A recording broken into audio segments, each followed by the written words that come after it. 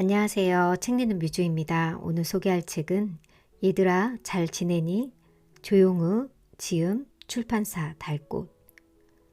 이 책은 36년간 교사 생활을 하신 선생님이 쓰신 책입니다. 저는 가벼운 마음으로 이 책을 읽어봐야지 했다가 정말 페이지 수에 놀랐습니다. 500페이지가 넘고요. 이걸 언제 다 읽지 하면서 읽기 시작했는데 읽다 보니 정말 너무 좋은 미담도 많고 아이들의 학창시절 이야기가 참 재미있었고 저 또한 학창시절이 떠오르기도 했고요. 예고에서 오랫동안 근무하신 선생님의 이야기가 참 흥미롭고 재미난 이야기가 참 많았습니다. 저자 조용우 1952년 대전에서 태어났다. 대전 중학교와 대전 고등학교를 졸업했다. 1979년 2월에 서울대학교 사범대학 수학교육과를 졸업하였으며 그해 3월에 서울예술고등학교의 수학교사로 부임받아 학생들을 가르치기 시작했다. 이후 수업 일과계로 13년, 입시 본부 요원으로 31년을 보내는 학교 일을 하였다. 지내는 동안 학령부장, 생활지도부장, 교무부장을 역임하였으며 2006년 3월부터 2012년 8월까지 교감으로 학교의 관리 업무를 맡아서 일했고 2015년 2월에 정년 퇴임으로 학교를 떠났다. 저자가 어떻게 살아왔는지 서울예고 36년 동안 재직하면서 학생들과 함께 지내면서 겪었던 많은 이야기들을 기억하며 책으로 내게 되었다. 프롤로그 1979년 2월 사람들에게 물어물어 처음으로 찾아왔던 서울예술고등학교. 내가 학교에서 행복하게 잘 지낼 수 있었던 것은 여기에 소개되지 않은 수많은 제자들과 동료 선생님들이 있었기에 가능한 일이었다. 그럼에도 불구하고 여기에 글로 남기지 못한 것은 나의 일천한 기억력 때문이다. 어쩌면 나중에라도 새록새록 기억들이 돌아와서 제자들을 다시 만날 수 있기를 고대한다. 여기에 소개되는 학생들은 거의 가명이다. 오해 없기를 바란다.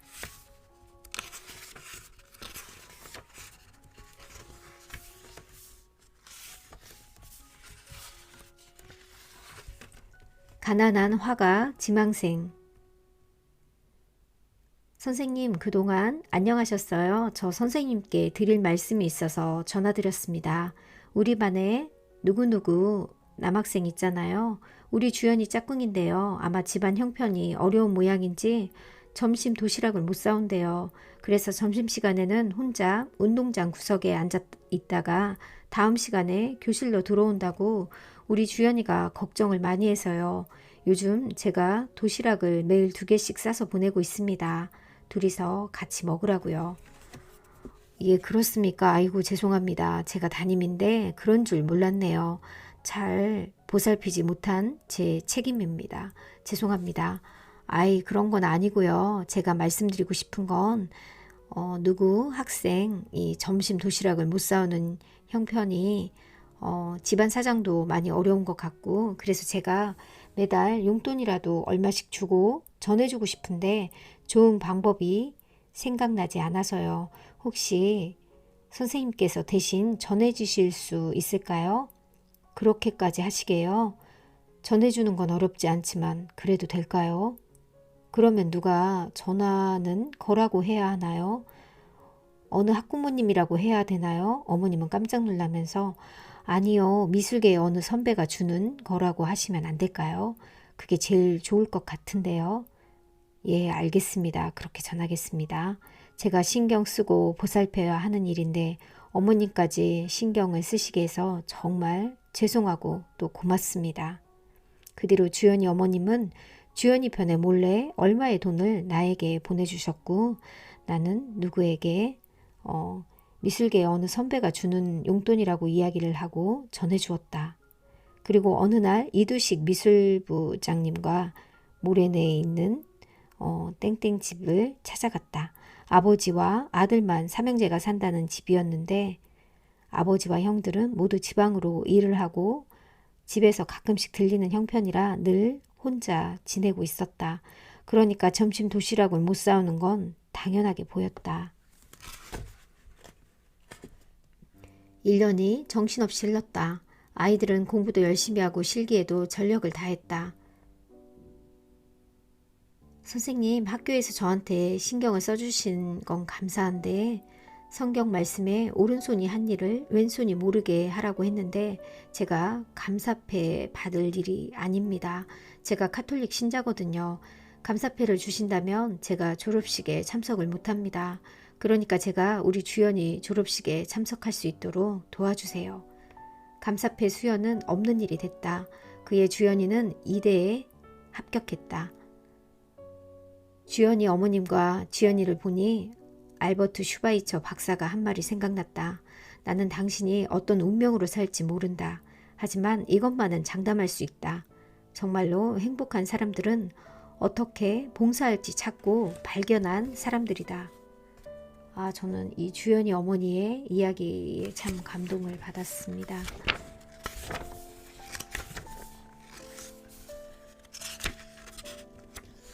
스승의 자격, 입시가 끝나고 졸업이 얼마 남지 않은 어느 날 이두식 미술부장님이 교무실로 찾아왔다. 회의실로 자리를 옮겼다. 졸업식 이틀 전에 사무실에 들러서 확인해보니 아이들이 거의 다 레슨비를 냈다. 역시 우리 아이들이다. 졸업 하루 전날 졸업식 예행 연습이 끝난 후에 레슨비가 아직까지 미납된 아이들이 2명을 교무실로 불렀다. 이번 입시에 떨어진 한 학생이었다. 학생이 왔다. 선생님 죄송해요. 제가 깜빡 잊고 엄마에게 이야기를 못했어요. 내일 졸업을 하는 날이지만 꼭 서무과에 레슨비를 내주시겠다고 말씀하셨어요.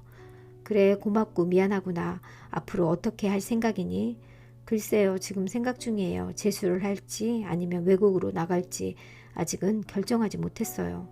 그래 어떻게 결정을 하든지 잘 되길 진심으로 빌게. 내가 너희들을 잘 지도하지 못해서 정말 미안하다. 아니에요. 선생님은 그 누구보다도 열심히 저희들을 가르쳐 주신걸요. 그동안 감사했습니다. 나중에 성공해서 꼭 선생님을 찾아뵐게요.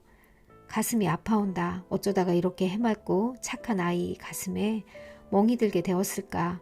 그렇게 아픈 마음으로 그 아이를 보냈다. 그런데 마지막 한 아이는 나타나지 않았다.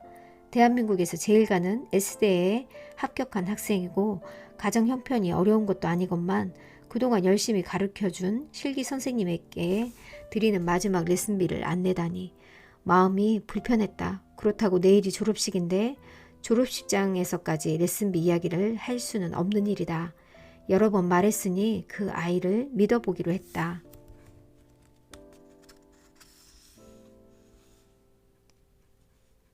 그 아이와 눈이 마주쳤지만 내게서 시선을 돌린다. 나를 만난 것이 불편했나 보다. 결국 담임이던 내게 인사도 없이 증명서만 발급받고 사라졌다. 마음이 많이 불편했다. 이제 다시는 얼굴 볼 일이 없다는 거지. 사람이 저래서는 안 되는 거다. 물론 학생 본인의 노력이 있어서겠지만 저 혼자의 힘으로 대학에 간 것이 아니다. 수없는 날들을 마음 써주며 가르쳐준 선생님들이 있어서 대학에 합격한 것이다. 또 누구나 꿈에서라도 가고 싶어하는 S대가 아닌가 생각할수록 괘씸했다. 학교 생활 기록부를 다시 꺼냈다. 그 아이의 학적부를 열어서 가피를 했다.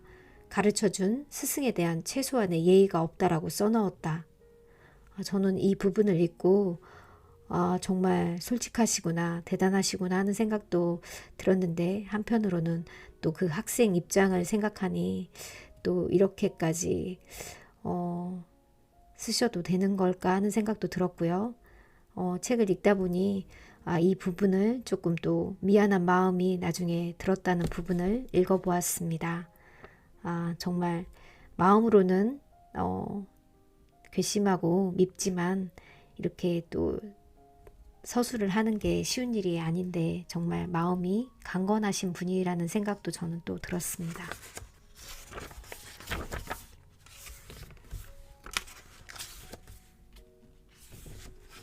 의사와 환자, 학생은 환자다, 교사는 의사다, 학생들은 각자 처해 있는 상황이 다르다. 공부가 모자라는 학생도 있고 실기가 모자라는 학생도 있다.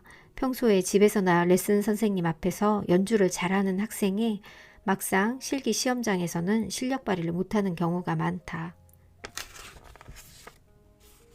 입시 상담을 할 때는 그 학생이 시험장에서 얼마나 자신의 실력을 발휘할 수 있는 성격을 가지고 있는가를 예측하고 조언하는 것이 중요하다. 내성적이고 소심한 성격을 가진 학생에게는 가족이나 지인들 앞에서 자주 연주하는 기회를 가지도록 조언하기도 한다. 예전에 어느 부모님은 남들 앞에서 연주할 때 담력을 길러주기 위하여 대학 입시를 앞에 두고 하루 저녁 시간에 음식점 하나를 몽땅 전세로 빌려놓고 가족과 친척, 지인들을 초대하여 음식을 대접하면서 그 앞에서 학생에게 연주를 하도록 시켰다는 이야기도 들었다. 나는 그 부모님의 집념이 대단하다고 생각하기보다는 돈이 과연 얼마나 많이 들었을까 더 궁금했었다. 나는 예술의 고매함을 모르는 속물이다. 아, 정말 여유가 많으신 분이었나 보네요.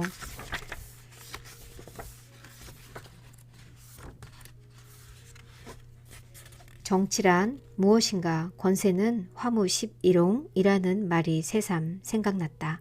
한때는 나는 새도 떨어뜨리는 것만 같던 권세도 세월이 가니까 다 사라지고 예전 앞에서 간이라도 빼줄 듯한 아첨하는 사람들은 다 어디로 갔을까?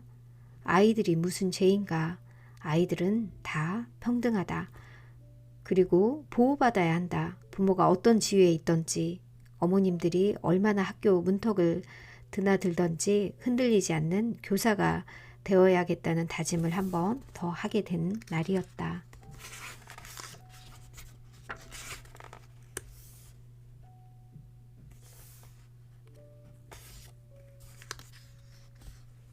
왜 이야기를 못하는데 어떤 남자 선생님과 이야기를 하는 중에 여학생들의 치마 길이가 짧다는 이야기를 하는 게 민망하다는 이야기였는데 나는 즉시 반론을 제기했다. 아니 D 선생 왜 그런 이야기를 못하는데 남자 선생님이 여학생한테 어떻게 치마 길이가 짧다고 이야기를 해. 왜 못해 D 선생. 당신이 교실에서 남자야? 그럼 내가 남자지 여자야? 웃기네. 당신이나 나나 교실에서는 남성도 아니고 여성도 아니야. 그럼 뭔데? 당연히 중성이지. 내가 말아야지. 무슨 말도 안 되는 소리를 하시나? 우리는 교사야. 남자가 여자를 가르치는 것이 아니라 교사가 학생을 가르치라는 거란 말이야. 생각해봐. 교사가 학생들을 바라보아야 하는 시각은 아버지가 자식을 바라보는 시각 같은 거야. 아니면 형이 어린 동생을 바라보는 시각이라고 해도 좋고 왜 치마 길이 이야기를 못하냐고. 그런 이야기를 못하는 것 자체가 마음이 불순하기 때문이 아닐까? 나는 얼마든지 여학생에게 치마 길이가 짧다고 혼낼 수 있거든. 우리의 논쟁 아닌 논쟁은 그것으로 끝났다. 아, 정말 이 선생님의 마음 저도 무슨 말인지 잘 알 것 같습니다. 학창시절에는 선생님을 좋아한다든지 하는 소년 시절에 감정은 있을 수 있다. 그러나 세월이 흐르고 나면 그런 것은 한때의 아름다운 추억의 한 자락으로 남는다. 교사는 그런 학생들에게 휘말리지 말고 잘 지도해야 한다. 그게 내가 생각하는 교사의 한 덕목이다. 흔들리지 않는 부동심이랄까? 훌륭한 교사가 되기 위하여 끊임없는 노력이 필요하다. 아, 정말 맞는 말입니다. 어린 시절의 추억, 내가 학생을 대하는 자세나 생각은 고등학교 시절에 또 대학에서 스승님들께 자연스럽게 배운 것이다. 아니다. 어쩌면 평생을 초등학교에서 보내셨던 아버지의 가르침이 몸에 배어 있어서인지도 모른다. 아버지는 오직 학교 일밖에 모르시는 분이었다. 가정이 어떻게 돌아가는지 관심이 없는 분이라고 하면 맞을 것 같다. 그래도 아버지는 좋은 가장이셨다. 평생 한 번도 흐트러진 모습을 보이신 적이 없었다. 우리 형제들이 모두 잘 성장한 것은 어릴 때부터 받아온 아버지와 어머니의 엄한 교육 때문이었다.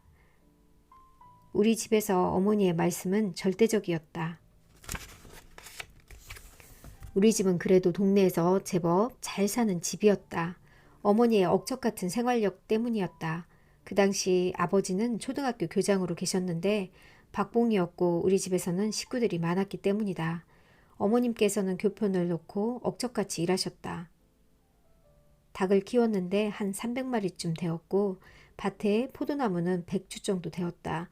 요즘에는 몇만 마리씩 닭을 사육하는 농장도 있지만 그 당시에 이 정도면 작은 규모는 아니었다. 커다란 양어장도 있었는데 나는 어려서 크기를 잘 몰랐다. 다만 잉어를 잡는데 100m쯤 되는 큰 그물이 있었고 30m 정도 되는 작은 그물이 있었던 것으로 봐서 상당히 큰 규모였던 것 같다. 우리 집에는 식구들이 많았다.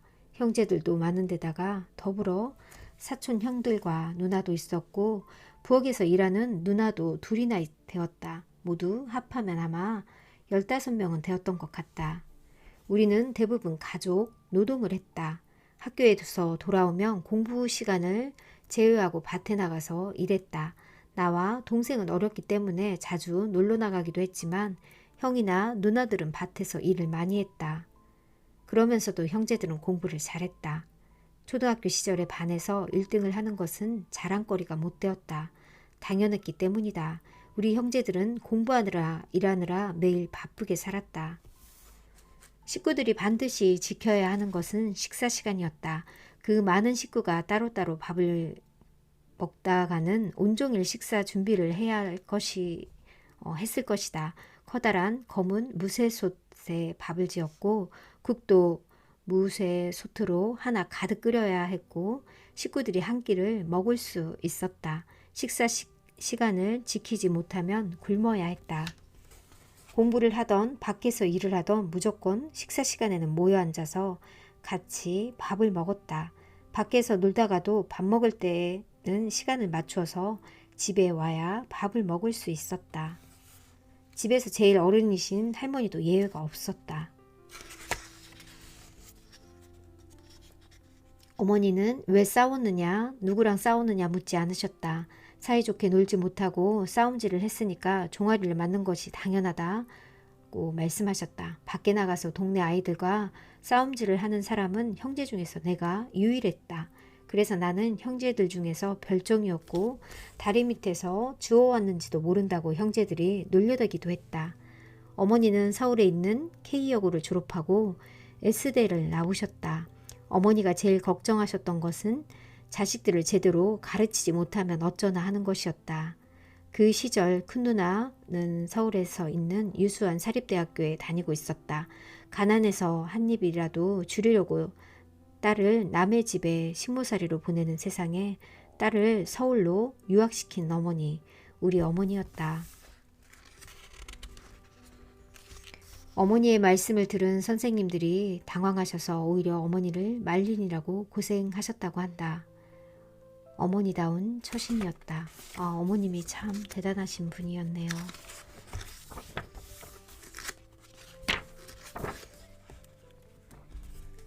옛날 내가 담임했던 아이들에게 수업이 모두 끝난 다음에 빈 종이를 한 장씩 주고서 그날 배운 것을 외워서 핵심이 되는 내용을 써보라고 한 적이 있었다.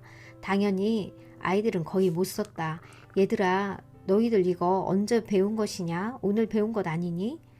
불과 몇 시간 전에 배운 것도 기억하지 못하는구나. 지금도 그런데 며칠 지나고 열흘? 아니 한 달이 지난 다음에 기억이 날 것 같니?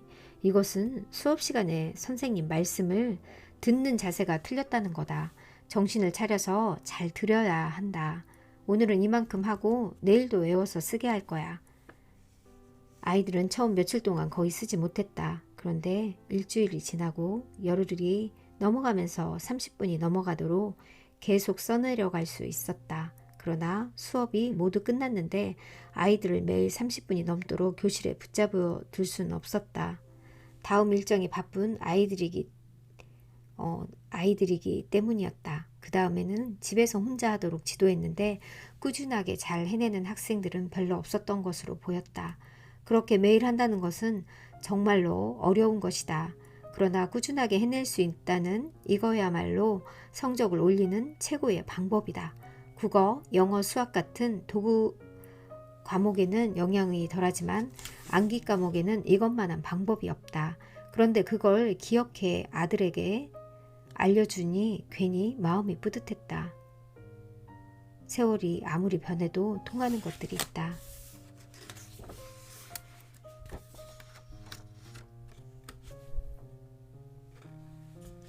오케스트라 단원들이 앉는 자리는 단원들 마음대로 앉는 것이 아니다. 주위를 중심으로 가장 가까운 왼쪽 앞에 첫 번째 자리는 악장의 자리다. 악장은 바이올린을 연주하는 단원들 중에서 최고의 실기 실력을 가진 단원이다. 그리고 지휘자로부터 멀어질수록 실기 성적 순으로 앉는다. 청중들과 가깝게 앉느냐 멀리 앉느냐도 실기 성적 순으로 정해진다. 첼로도 마찬가지다. 지휘자로부터 가까운 맨 앞자리가 수석의 자리다. 그러므로 음악부에서 지난해의 실기 점수를 보고 모든 단원의 자리를 정해준다. 오직 실기 점수로만 자리가 정해지기 때문에 누구도 이의를 제기하지 않는다.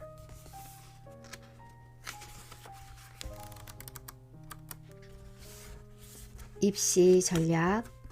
평소에 우리는 학과 성적과 내신 성적을 합산하고 실기 성적을 감안하여 진학지도 자료를 만들어서 3학년 담임선생님, 교사들이 서로 공유한다. 대학 시절에 총점이 500점 만점이라고 가정할 때 우리가 석차를 매긴 순서대로 학생들이 대학에 들어간다면 그런 자료가 맞을 것이다. 그런데 이 학생들이 본기에 들어와서 받고 있는 실기 점수는 어떨까? 해마다 차이는 있지만 90점 이상을 받은 학생들은 5명이 넘고 대부분의 학생들은 85점, 89점 사이에 위치하고 있다는 것을 알았다. 80점에서 84점까지 받은 학생들은 아주 소수였다. 79점 이하를 맞는 학생은 거의 없었다. 그렇다면 우리 학교의 학생들이 가지고 있는 실기 실력이 그대로 입학 시험장에 발휘된다고 가정할 때 얼마만큼 받는다고 보면 맞을까? 그동안 입시 감각을 발휘하여 실기 조견표를 만들었다. 전공마다 심사를 하는 선생님들의 성향도 다르기 때문에 전공별로 작성해 보았다. 피아노, 바이올린, 첼로, 성악, 광악별로 나누어서 조사하고 예측하느라고 머리를 싸맸다. 작곡은 아는 것이 없어서 포기했다. 지나가던 선생님들이 무슨 작업을 하냐고 묻는다. 그냥 숫자 노름을 한다고 했다. 모두들 작성을 한 다음에 음악부에 찾아갔다. 무용, 음악, 미술 각 분야의 실기 평가를 해볼 때 무용부의 실기가 평가가 가장 신뢰성이 높았다. 그 다음이 음악이고 미술은 맨 마지막이다. 이것이 나의 개인적인 생각이다. 전문가인 무용 선생님의 눈으로 보았을 때 이 학생은 이런 정도 되니까 어느 대학으로 가면 되겠다라고 판정을 내리면 거의 그대로 된다. 혹자는 무용은 서로 얼굴을 보면서 채점을 하니 어떤 개인적인 호불호가 생겨서 불합리한 채점을 하는 게 아닐까 의심하는 사람들도 있다는 걸 알고 있지만 천만의 말씀이다. 무용 선생님들의 눈은 정확하다. 그리고 공정하다. 입시 미술에도 과연 그럴까? 입시에서는 개성이 강한 그림은 위험하다. 심사위원들 자체가 개성이 강한 분들이기 때문에 개성이 강한 그림을 좋게 평가하는 사람들도 있지만 반대로 아주 싫어하는 사람도 존재한다.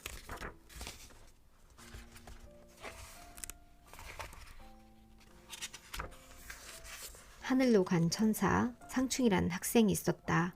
음악을 전공하고 조용하고 내성적인 착한 모범생이었다. 얼마의 시간이 흐른 후에 상춘이가 골수 이식 수술을 받고 회복 중이란 소식이 들려왔다. 반가웠다. 그리고 연달아 대전에 있는 본가로 돌아가서 잘 지낸다는 소식은 덤이었다. 몇 년의 세월이 흐르고 상춘이를 거의 잊어가고 있을 무렵에 놀라운 소식이 들려왔다. 대전에 내려가서 잘 지내다던 상춘이가 하늘나라로 갔다는 비보였다. 상춘이와 친했던 시영이가 전해준 소식이었다. 아, 그렇게 가다니 언젠가 밝은 얼굴로 나타날 줄 알았는데 책갈피에 오래도록 간직해왔던 상춘이의 손표를 꺼냈다. 상춘이의 얼굴을 물끄러미 바라본다. 상춘아, 건강하게 잘 지내고 있을 줄 알았는데 그렇게 하늘나라로 가고 싶었니? 그곳에서는 아프지 말고 잘 지내. 나도 이제는 너를 보내야 할 것 같구나. 밖으로 나가 상춘이의 수험표를 태웠다. 상춘이는 불 속에서 환하게 웃고 있었다. 하늘은 무정하게 맑았다.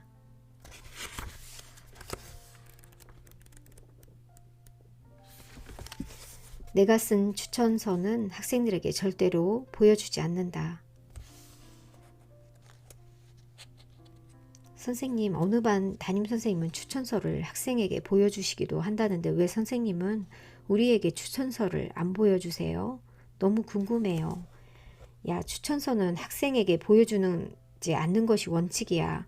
학생들의 성향을 그대로 표현해야 하는 것이 추천서인데 조금 모자란 면이 있으면 그렇다고 쓰는 것이 옳지 않아? 아이들이 수긍을 하면서도 섭섭한 모양이다. 모든 면에서 칭찬을 해주기를 바라는 것 같다.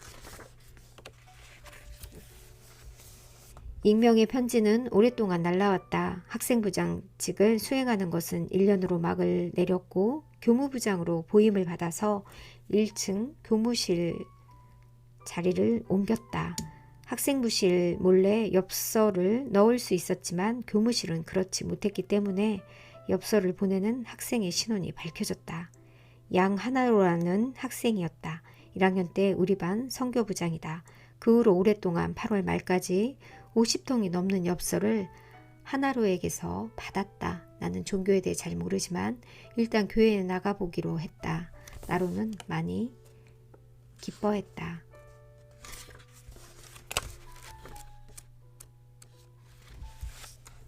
저절로 되는 것은 없다. 눈을 맞으면 꺾이지 않으려 부단히 애쓰는지도 모른다.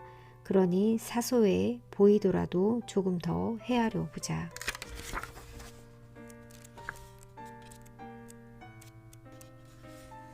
지영이의 선물. 어느 날 지영이가 교무실로 나를 찾아왔다. 선생님, 교관 선생님이 되신 거 축하드려요. 지영이구나. 그래, 고맙다. 나는 멋쩍게 웃었다. 제가요, 이번 학기부터 미술부 후배들을 가르치게 되었어요. 오, 그래, 잘 되었구나. 지영이는 수줍게 웃으며 그림을 내민다. 이거 그림이야? 고맙다. 근데 지금 여기에서 뜯어보아도 되니? 그럼요. 그 자리에서 포장지를 뜯었다. 내 40대 중반 젊은 모습이 담겨 있었다. 야, 이거 내 얼굴이네. 내가 이렇게 젊었던 시절도 있었구나. 선생님 모습을 보면 장발의 두꺼운 뿔테 안경이죠. 그리고 가장 인상적인 특징은 눈썹이죠.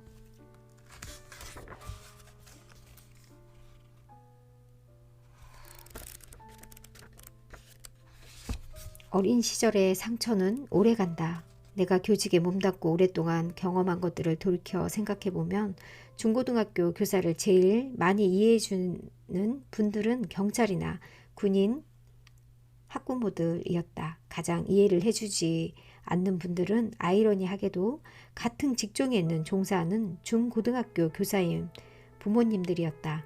아마도 학교 환경을 잘 알고 있어서인 것 같았다.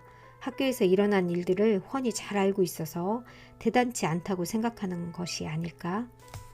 그렇게 생각한다면 누워서 자기 얼굴에 침 뱉는 것이나 다름없다. 그리고 월급을 가장 많이 받아야 하는 교사는 유치원 교사들이라고 생각한다. 그 다음에는 초등학교 교사들이다.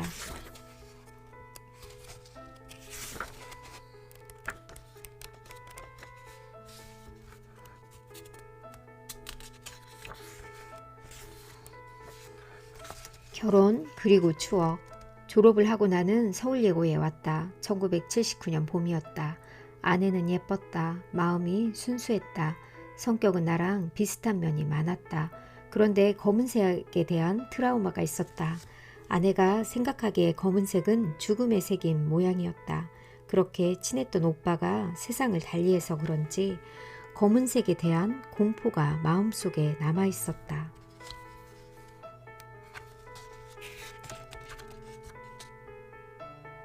우리는 어렵게 예쁜 딸을 가졌다. 1981년 가을에 예쁜 공주가 태어났다. 아내는 예고 연주회와 무용 발표회에 가는 것을 좋아했다. 아내는 50살이 넘도록 소녀 시절의 감성을 그대로 가지고 있었다. 꽃을 보면 늘 활짝 웃었고 비 오는 날에는 비를 맞으며 정처 없이 걷고 싶어 했다. 나는 아내의 그런 감성을 소중하게 생각하고 잃어버리지 않게 하려고 노력했다. 그게 내가 해줄 수 있는 일이었고 또 해주어야 하는 일이라고 생각했다.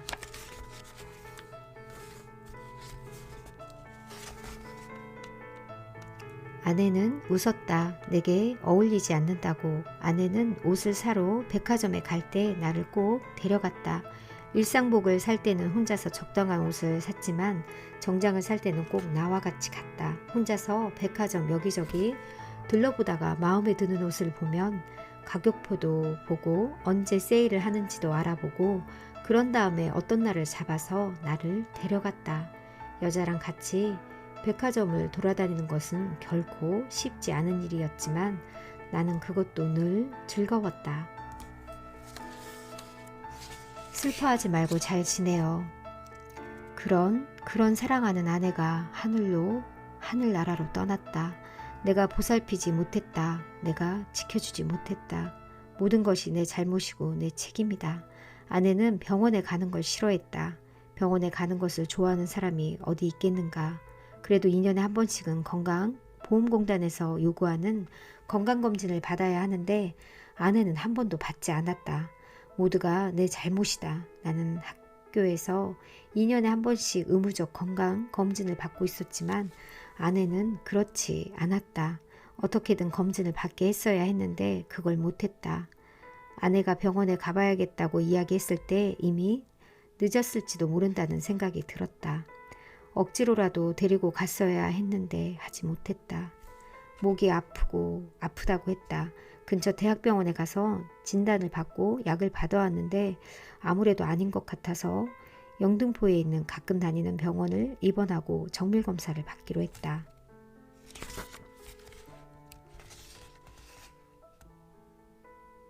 아내의 상태는 절망적이었다. 위암 말기였다. 그것도 암이 심장 근처까지 퍼져 있어서 수술을 못한다는 것이었다. 아내한테 사실을 말해줄 수 없었다. 의사 선생님은 예전에 예고에서 내가 가르쳤던 학생의 부모님이었다. 최선을 다해주셨다. 고마웠다. 어떻게든 수술이 가능할지 연구했는데 도저히 가망이 없단다. 왜 이렇게 방치를 했느냐고 묻는데 입이 10개라도 할 말이 없었다. 모든 게 내 잘못이었다. 내 책임이다.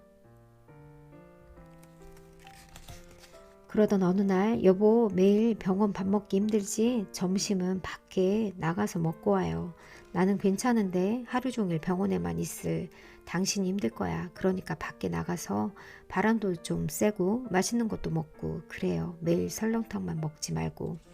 아내는 굳고 나를 쫓아냈다. 병원 밖으로 나온다.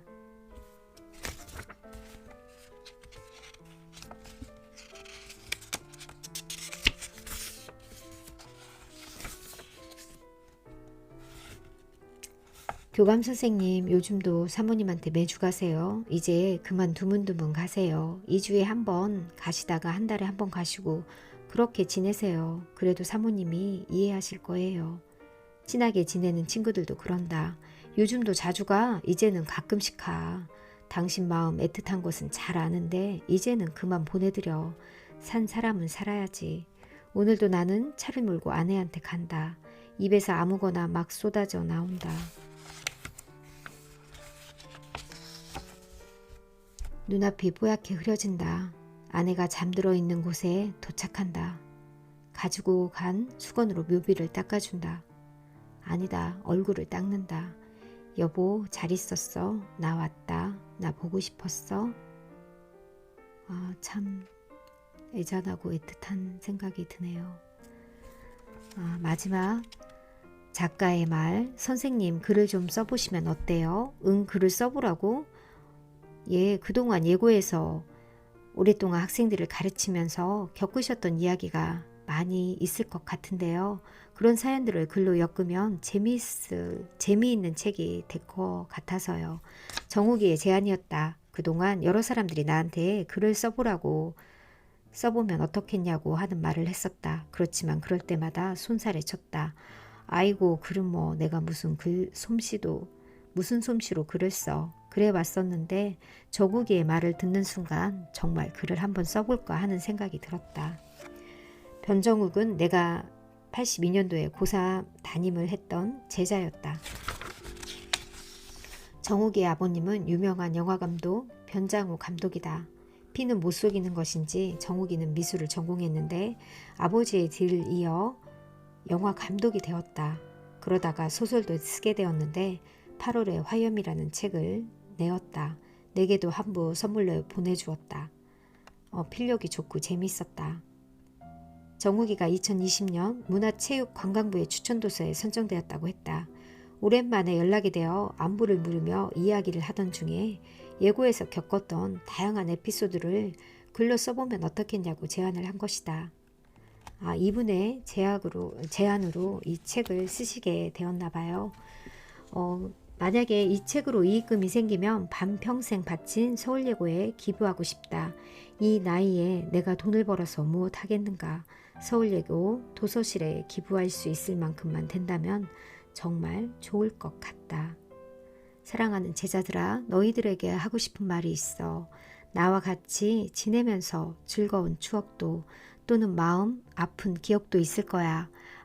아름다웠던 추억일랑 오래도록 간직하고 섭섭했던 기억이 있다면 잊어버리길 바란다. 나도 그럴 거야. 그래도 궁금해. 얘들아, 잘 지내니? 정말 이 책은 두께도 이렇게 상당한데요. 참 좋은 책이고요. 좋은 선생님이라는 거를 느꼈습니다. 마음 따뜻한 선생님의 이야기가 참 재밌고 인간적이라는 생각이 들었고요. 사람 냄새 풀풀 나는 그런 선생님처럼 느껴졌습니다. 학생들이 읽어도 참 좋을 것 같고요. 지금 교사를 하신 분들은 꼭 읽어보았으면 좋겠다는 생각이 들었습니다. 많은 제자들이 계신 이 선생님이 참 부럽기도 합니다. 늘 건강하시고 행복하시길 바랄게요. 감사합니다.